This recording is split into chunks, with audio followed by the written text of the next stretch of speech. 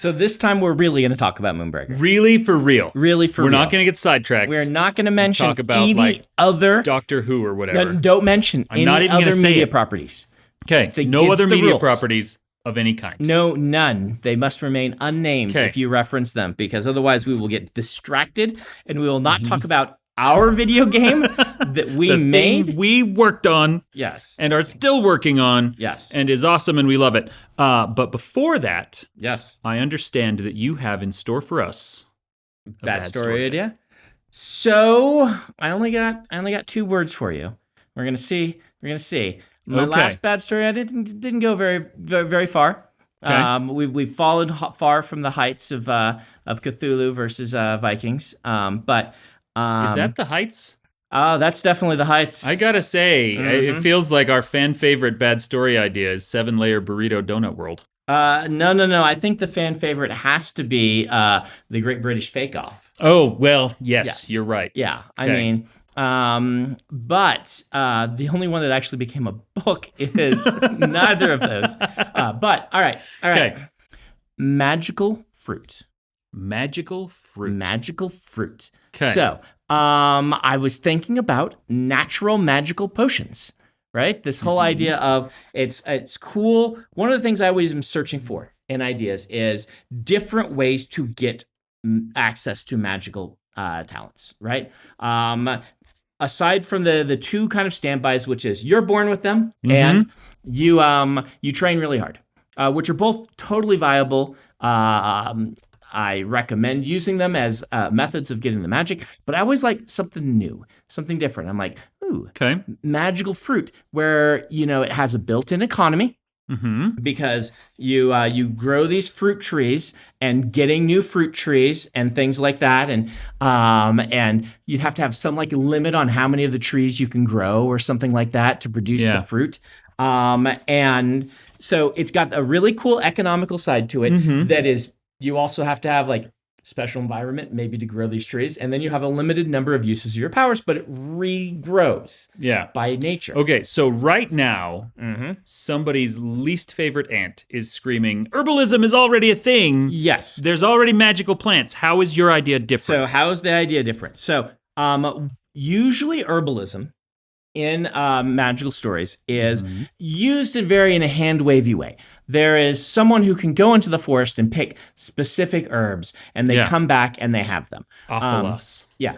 I have not seen necessarily magical herbs could be done the same way, where someone has a garden full of magic carrots that they just grow and then use and maybe pickle and have ready, or things like this, right? Like it's this idea of we see this magical herb thing used a ton, and then there's a part of in the back of my brain, it's like, why aren't these mass produced and cultivated? Okay. If you're in Skyrim and you can go get this tree, this plant, and they become a healing potion, why are there not entire cities that all they do is grow these things? Right? Why are they out in the forest there? Those are valuable. You should not be able to pick any of those. Yeah. And I like the economic situation. And there's like a built-in, when you say fruit, the reason I say fruit is there's like, if you just say magical herbs, you could definitely build a system around this that's very good. Yeah. But it gets very arcane very quickly. Arcane meaning, convoluted. pun intended. Yeah. Convoluted, where it's like you have 70 different ingredients, and some of them have this shelf life, some of them are more potent when you dry them, some of them not, which can be very cool, but it's very difficult to track. If you say magical fruit and you're like, here are the 7 fruits that we can grow, and sometimes we can make hybrids or things like that. The grokkability of that, the ability of the reader just be like, oh, this is what they are and what they do. The shelf life of them is instantly understandable, right? Okay. Maybe they gain potency until they rot, or maybe they lose it as they, the fresher the fruit. Like you've got to build all these cool built-in mechanics that make for good storytelling. So do the different fruits do specific and discrete things? Like the magical banana does a thing that the magical apple cannot, and vice versa? Well, if I'm writing it, then yes, obviously, because that's the way I write magic systems. But it's not the only way to approach a magic system, right? It could be your roguelike, where you don't know what's going to happen when you eat a magic fruit. Okay. We're breeding them for potency, not for dependability. So we just have a bunch of fruits Mm-hmm. that they give us powers. Mm-hmm. They're like gummy berry juice. Yes. Okay.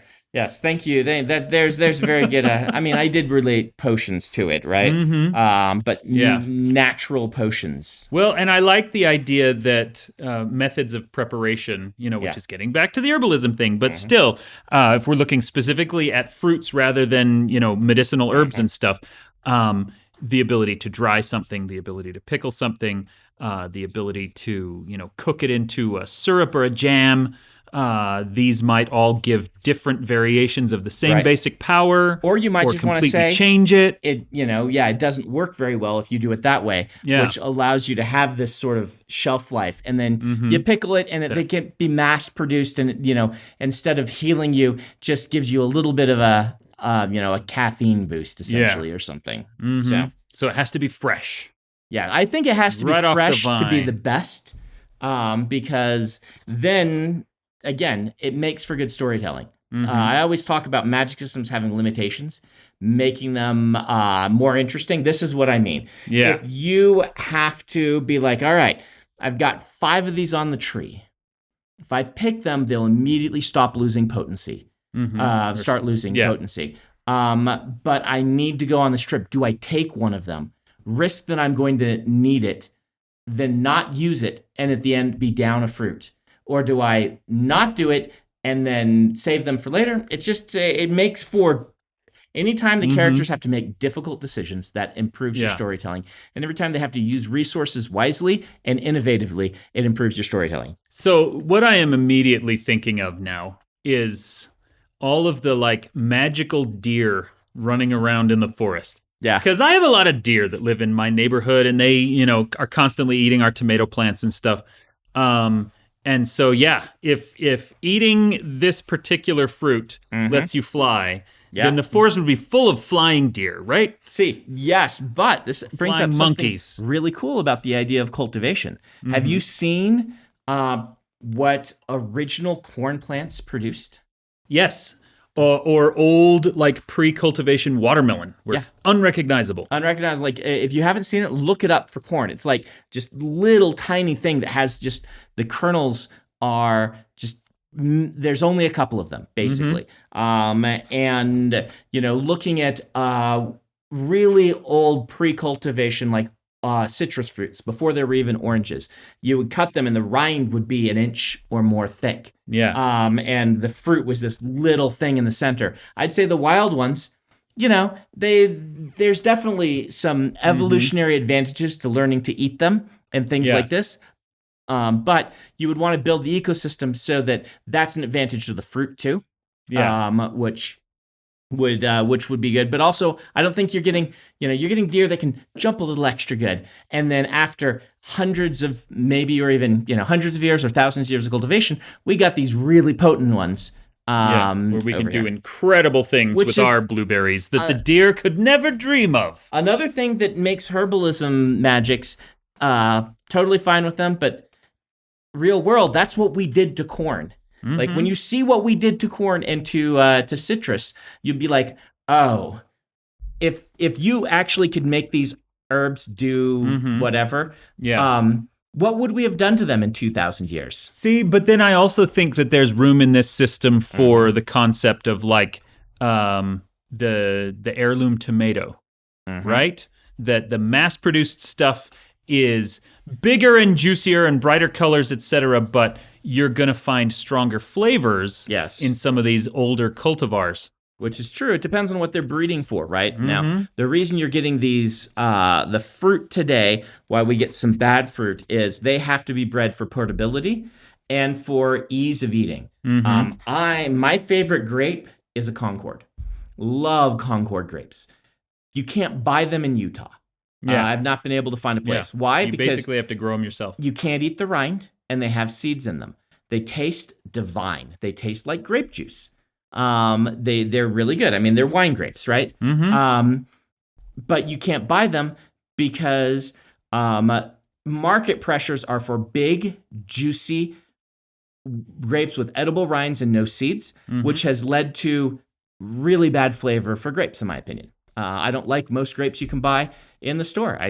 I would much rather have one with some flavor. So you can still get them. They've just, the market pressures have misaligned with flavor. Yes. This happened with the Red Delicious until kind of the apple revolution happened in the 90s or whatever, where people are like tired of apples tasting bad. Yeah. And now we have like 30 varieties of good tasting apple because people realized a beautiful, perfect apple for the teacher's desk. Yeah. Well, and not let's as be necessary. clear to the person who wants to call us out on this. Yeah. Those other varieties of apple have always been there. Yes. They just were rarely available Right. in mass production. Whereas now, any grocery store will have galas in it. Yes. So, okay. Well, this doesn't feel like a bad story idea. This feels like a very fascinating story I failed idea. again then. Yeah. This one's last one was on the edge of too bad, where it's just there's nothing to do with it. This one's on the edge of this is actually viable. Well, Stop giving me bad story ideas that work, Brandon. This is a viable idea. It is not yet a story. It has no characters. It has Nope. no conflict. It has no nothing. It's just the seed of a magic system that would totally work if we spent some time on it. But we're not gonna spend time on it. Seed of a magic system. Seed of a magic system. Well, fruits have seeds. There you go. We're You gonna know talk what about Moonbreaker. doesn't have seeds? Cinder. Cinder. Okay. We got to be careful because Charlie doesn't want us to spoil too much. Yes, we don't want to spoil the story, and we don't want to, and in fact, are not allowed to talk about the inner workings of the company. Like, I know, because I was in a big meeting yesterday, I know like a lot of the things that are being done. The game's in early access right now, and there's a lot of changes going on behind the scenes. We will not be talking about that. Instead, we will be talking about the experience of working on a video game. Yeah. That's what we're talking about here. So, Moonbreaker is a video game that is produced by Unknown Worlds. It's a company that did Subnautica. Yep. And you came to them actually through J.J. Abrams, correct? Through JJ's company, yeah. Yeah, and how long ago was this? The time I met all these people, JJ was cutting the trailer for the Cloverfield Lane movie. Oh, that's a long time ago. So when did the Cloverfield Lane movie come out? It'd probably be about a year before that. When so a mutual friend was working on a video game with them. It's been announced. It's called Spy Jinx. So and my friend said, this is Donald, said, hey, we could really use some help just pulling together some of the concepts for narrative for our game. Could I get you to come out to Bad Robot and hang out for a little bit and do some brainstorming? This was my second time out to Bad Robot. I'd made it earlier for various reasons. 2015. 2015, Yeah. 7 years ago. So I go out there, and this is my first time meeting the Bad Robot Games division. They have a games division. Okay. Before that, I had really just been meeting, I've been meeting with people there. I got to meet and chat with JJ a number of times. I was really impressed by him, and did these meetings. He showed me the trailer for 7 Cloverfield Lane, or whatever it is. 17. I don't know. It's a really good movie. It is. Right up until the last 5 minutes. 10 Clover Lane is a great movie. But we had 2 days, I think, of just big meetings on the story for this other thing. And I met the whole Bad Robot Games team. Okay. Right. And so years later, this is probably 3 years after that. Okay.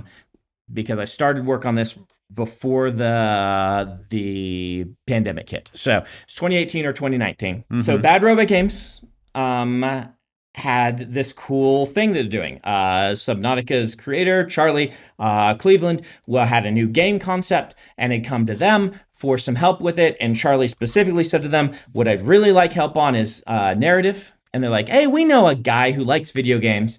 And thus you were pulled in. Yes, thus they came to me. One of 3 companies that came to me that same year for whatever reason. Wow. We did meetings with 2 of them. And seriously, I took pitches from all 3, or kind of what they want to do, but I did some serious meetings with 2 of them and eventually picked this one, mostly off the strength of Subnautica. The idea being that I had the number one thing I didn't want to have happen is I have had friends work in video games before, and the video game never get released. Yeah. It's happened to multiples of my friends. Happened to Isaac, who was in video games before. He and Ben both worked at a video game company, huh? And so I thought this one, so the other ones were at big corporate structures where I got the feeling they were still trying to pitch their game to the higher ups, and they'd come to me to add some legitimacy to convince the higher ups that this is a game we should make. Yeah. Where Charlie was just already making his game, and it was gonna happen. And I'm like, I want to be involved in this. I know Subnautica is really good, and I know this game's gonna happen. Yeah. So it felt like a good place to dip my toes, Dip your toes back into the video game industry. Okay. So I said yes. Cool. And then you have spent the last few years then basically doing the world building and the story Bible. Yes. For world building Moonbreaker. and story Bible. Using an idea I'd had kicking around for years that I pitched to them and then built off of that I'd called Soul Burner. Yeah. And if anyone out there doesn't know, I mean, the game is available in early access, and there's a lot of stuff that you can just go out and find. But if you're completely unfamiliar, kind of the basic premise of the world is that there is a sun with an atmosphere. Yes. And there are moons circling it, and people can fly between those moons, in open-topped ships or on the back of creatures, and so on and so on. This was one of my big concepts for it, is I wanted this. I love science. One thing I love about science fantasy, which is things like Dune and Star Wars, is this variety of tech level that you can get, right? One of the fun things about Star Wars is you're fighting, and these guys pull out a laser sword. And you're like, oh, I guess we're in melee combat now, right? Or these guys over here are riding on these weird beasties while firing their blasters. Yeah. That's fun. How realistic is it? Well, probably not that realistic, right? But at the same time, it's a whole lot of fun. It's a great setting for an adventure game. It's fun. It gives a nice either Wild West feel or Age of Sail feel to it. Yep. Same reason that, Spelljammer does very similar things with the open-top ships flying through space. I loved Spelljammer when I was a kid. I heard they just brought it back to D&D. They just brought it back out. It was my favorite setting. In fact, one of the very early D&D games I did. Oh, we're mentioning another property. And early games with role-playing. Of a role-playing thing that had space science ships and fantasy world. Starred Hoyd as my NPC character to annoy the PCs as I was GM. By then I had written the first story that had him in it, and I threw him in to be the person that just bothered them. That bugged everyone. The entire campaign. Friggin' King's wit up in everyone's business. Yep. All through it, and it was so much fun. It was for the first everyone time or for you? For me. Poor Jordo. Jordo had to deal with wit. Oh, well. Yep, quite a bit. Okay. So, and skipping ahead a little in the story, eventually it came time after you had created not only this huge world, but this immense backlog of characters for it. The game is kind of based around captains who have a crew, and they fight. It's a miniatures combat game. Yep. And you had... And I don't know if we're supposed to say how many, but you developed a number of these captains. Yes. And very involved and detailed story outlines for each of them. Yes. And the plan had always been to get somebody else to write the actual audio dramas, which is how I had pitched that we get these stories to people. I was expecting it to be somebody at Unknown Worlds, which is like, I assume you'll have a staff writer. Like, we don't have those. And so we went to Bad Robot, and by then they were kind of backing off on development with it. They had other projects and things. And so they're like, and I'm like, okay, I'm going to find you somebody. I know people who write really great stuff. And so Dan... And when all of them said no, you came to me. Dan had been doing a whole bunch of audio originals. And so I pitched you to Charlie for that reason. And your game writing background. Yeah, I've written for a lot of games, and my Zero G books. The third one, I think, had just come out when you first approached me about this. And all three of those have been, top 10 Audible bestsellers. And those are audio science fiction scripts with full cast and music and sound effects, which is really kind of what they're trying to do with Moonbreaker. Reading through your notes, it looks like the game went through a lot of iterations. It did. And at various points there was, plans for maybe a single-player campaign and some other things, so maybe. They talked about this. It eventually morphed into what we have as the cargo run. Yeah. But this was one of the biggest development sort of, I won't say problems, just hurdles to overcome is how to get the story to people. I had originally pitched, hey, there's these audio dramas. People should listen to them while they paint. And then for a long time, they were trying to slice them up and have you unlock them as you went through either single-player campaigns or cargo run. You finish cargo run, you get one of these things. Yeah, almost as if they were cutscenes. Yeah. For the longest time, they were cutscenes where it's like, you finish this planet, this battle, and then you get one of these things. And I was always against this because having played a lot of video games, I feel like I want to be in control of when I mode shift between playing a game and reading about lore, right? Yeah. And I'll do it. Skyrim, there's times where I'm like, all right, I got my 6 books that I've collected that I haven't read. They're on the shelf here. I'm going to now read the Skyrim books and things because I went through that dungeon and I'm kind of tired of that. What I don't want people to do is be like, we did one part of a story. The next part of the story is audio drama. So if you don't listen to that, when you push play to the next part of the story, you're going to be lost. Yeah. So you're forced to go out of gameplay. I think people would just resent the stories at that point. And they did not go that route. Yes, I pushed hard against that, and they did not go that route. For a while, it was still, you're going to play one story and unlock a different one. And eventually, they just said, you know what? Maybe Brandon's original idea of, here's an audio drama, listen to it to get to know who the captains are while you're painting. And you can play whenever you want, and you can audio drama whenever you want, is the right way. And I'm very happy. Well, and that's what they're doing now. And it's not a model I've ever seen in a game before. Yes. In which the story is completely related to the game. But not embedded in the game. In fact, you can listen to the first episode right now just on like Spotify and stuff. Yes. Any podcast aggregator should have it. My pitch for these is basically like, though, the Overwatch character introductions or the old ones from Team Fortress 2. And those were only like 3 minutes long for the Team Fortress ones, or even not even that long.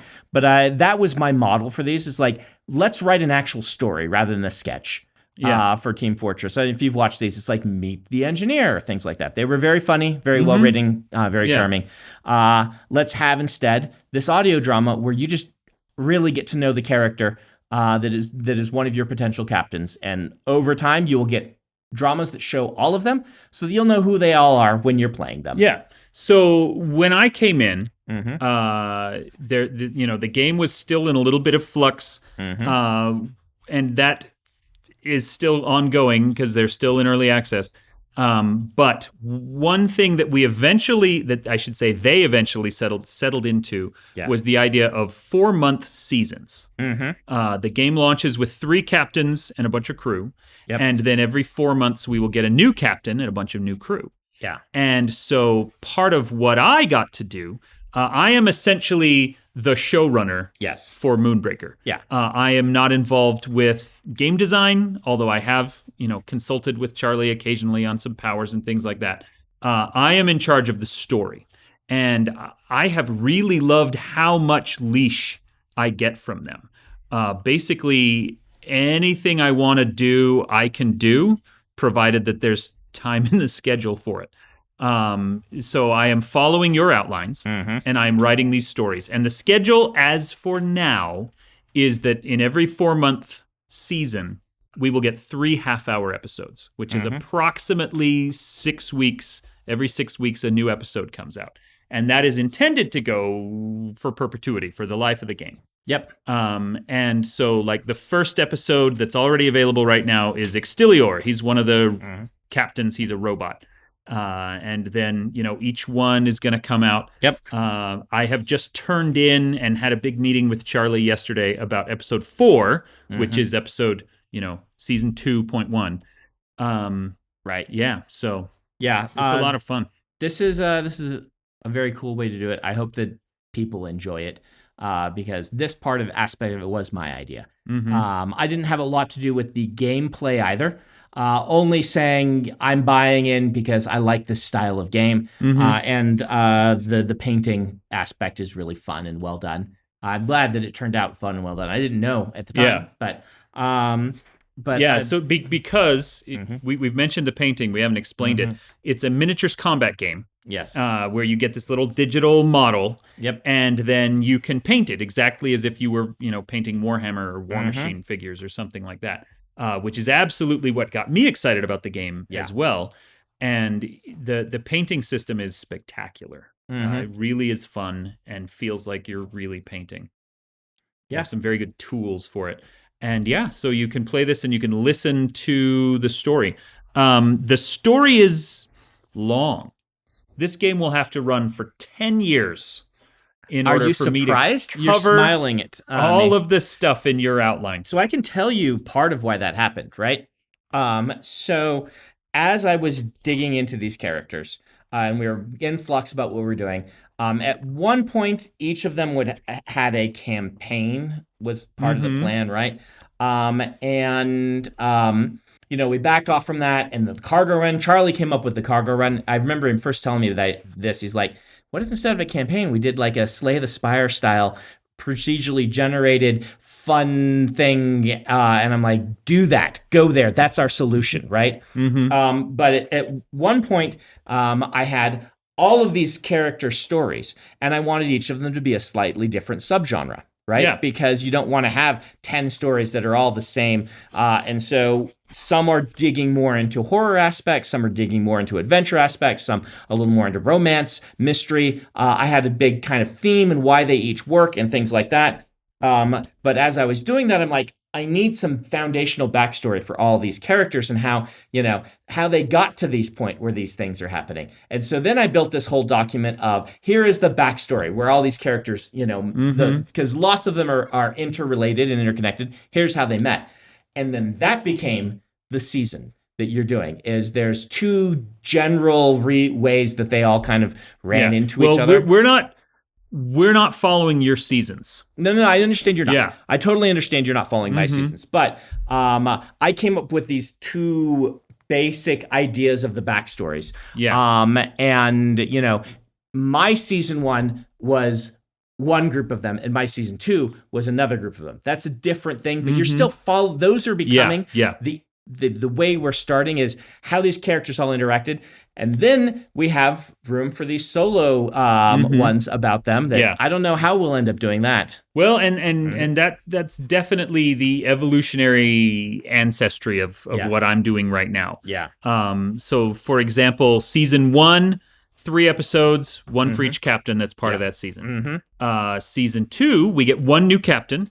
Yep. And she gets an episode. And then that gives me 2 more episodes to continue the stories of the other ones, to bring them together occasionally, watch them bounce off of each other. Yeah. And it's been a very tricky but very rewarding kind of balancing act to kind of introduce these people while not losing track of the other people, while trying to tell this big, long story. We're not going to get into like the Game of Thrones and Rings of Power thing where every storyline gets 5 minutes per episode because there's so many of them. Yeah. I'm not doing that. But it's a lot of fun. It's a fun world and the characters are cool. And I am having a lot of very interesting conversations with the people because they are incredibly talented. They are incredibly good at what they do. The voice actors. With the game designers, the makers, the artists, everything. They are not storytellers. They aren't. And so there's a lot of things about the game that I don't understand at all. And I get to ask them, please fill me in on how this works. And there's a lot of things about kind of fundamental storytelling that they don't know yet. because they've been, specializing in other things, and I get to kind of say, well, here, this is how this works, and this is a good way to, bring this in. Even simple questions like certain terms of vocabulary that are important world-building things. We can't just dump them all on you in episode 1. We need to kind of drip them out in a way that is understandable to the audience while also laying the foundation that we need. How early do we reveal certain things? How late do we want them to show up? It's a lot of work, but it's been a lot of fun. Are you enjoying, like, having been a longtime gamer, just that aspect of it? Like, for me, part of the fun is peeling back that curtain, pushing back the curtain, looking behind the curtain, seeing an industry that is so similar to ours in some ways and so different in other ways, right? Yeah. And it is really, anytime I do things with the video game industry, it feels like bizarro world for me, because the writing industry, like I said, it's like uncanny valley. There's so many things that are so similar, but then you find out that they, have 60 people working on this one part of the project. And you're like, right. That's wild. It has been really wonderful for me to look at the character development process. Yeah. So Charlie is the designer, and he's the one who gives them their powers. Yep. The visual look comes from a guy named JF and his whole team of artists that come up with just phenomenal concept art. And then we slowly kind of hone that into the art in this game is the best part of that. And I say that as a person who works on the game doing something that isn't art. The art's incredible. And then there's they do have an in-house writer who is not a storyteller. Her name is Marielle, and she is the one who does the barks and stuff. When you click on a unit and it says something. The barks have been great. They've done a really good job with those. She is so smart, and she is so good at characterization. She can look at the concept art for something and the basic premise of what their powers are and give it a personality and come up with 7 or 8 little things for it to say that instantly crystallize who this person is.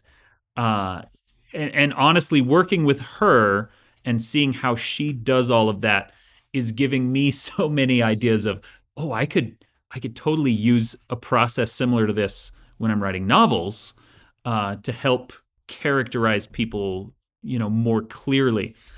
So it has been really interesting to see behind that curtain and see how they do what they're doing. So, yeah. Yeah. I have enormous respect for these groups. Looking behind and saying how many pieces have to be working in collaboration to make this all work. Yeah. It was really interesting. Like, one of my concerns when I first was invited to do this, and I said this to Charlie, I looked at him and I said, I have never collaborated like you guys have. Right? Like, that's, I wouldn't call it a weakness for me because I don't know yet. I'm hoping that it won't be one, but you've got to be aware, most of my work is done in my room by myself. Yeah. And even though I have a company, the company, I hand something off that's finished, and then they do their thing with it. It's less, they're not involved very much in the middle parts of it. Yeah. And so I said to him, that's a concern of mine. But they made it really easy. They made it, they were really easy to work with. They've been very easy to work with. Sometimes too easy to work with, because oftentimes you'll be like, we could do this or this with the narrative. And they're like, those both sound great. And I don't know how much you get that, but I get that all the time. Yeah. Getting them to give me limitations is very difficult. Do what and you want. Usually they're like, yeah, that sounds awesome. Let's try it. Right up until the point where, I suggested something a couple of weeks ago and everyone was like, yeah, this sounds awesome. And then it turned out to be untenable because there just wasn't time in the schedule and other things were happening. And so, they're willing to go along with any crazy ideas we have. Yep. Right up until the point where those ideas are obviously impossible. But getting them to say, yes, this is the deadline. You have to turn this in by this day is very hard. They seemed surprised when I met my deadlines consistently. I'll say that. I don't know if that's that's the thing about the video game industry, is because there's so many moving pieces and so much going on and so much work to do and so many domino effects and things. I think that they're used to things popping up that make it harder to meet deadlines, which leads a lot of time to, unfortunately, crunch in the industry, which is a big problem they have.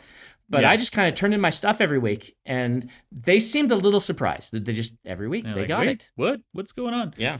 One thing, my favorite thing working with this company is, like we said, they're willing to go along with crazy ideas.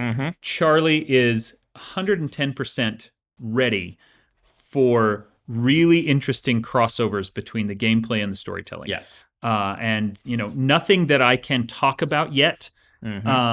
But the ability to have the game and the characters really be alive, and to change over time because of things that happen in the story, and then seeing those changes from the story reflected with the game pieces and with the maps and things like that. That's one of the things I'm most excited by. Yeah. I really hope we get to the point where you can also modify your game pieces a little bit, or you can like stick things on them and whatnot. I know Charlie said on the stream that we did, that's a number one request that he gets from fans. He doesn't know if they'll be able to do it, but he did say that they're aware of that. I'm super hoping that we get to the point where you can be like, I'm going to cut up this piece and glue it back together. Yeah, which would be so cool. And again, as part of the whole miniatures experience. Yep.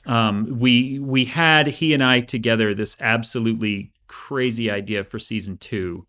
Of something that we wanted to do. You'll have to tell me, because I wasn't on this meeting yesterday. It's one of the ideas that is not going to be able to work okay. Because the timing has not worked out for it. But it is the kind of idea that everyone is excited about, and in future seasons will be happening. Right. It's one I've had that before. You have this great idea, and you're like, this is the wrong time. Which again is part of working with a collaborative industry like this, where everyone says, yes, that's a great idea, but we don't have the budget or the hours or the, right now we're right in the middle of early access and we're doing 1,000 other things, and there's no time to implement this crazy thing, even though everybody loves it. So yeah, we'll see. It's going to be a lot of fun to work on going forward. And I hope that people, the audience, I hope that you out there enjoy the story as much as Brandon and I do, because it has been so much fun. So go get a copy of Moonbreaker, start painting your pieces, and listen to our stories. How's that, Ben?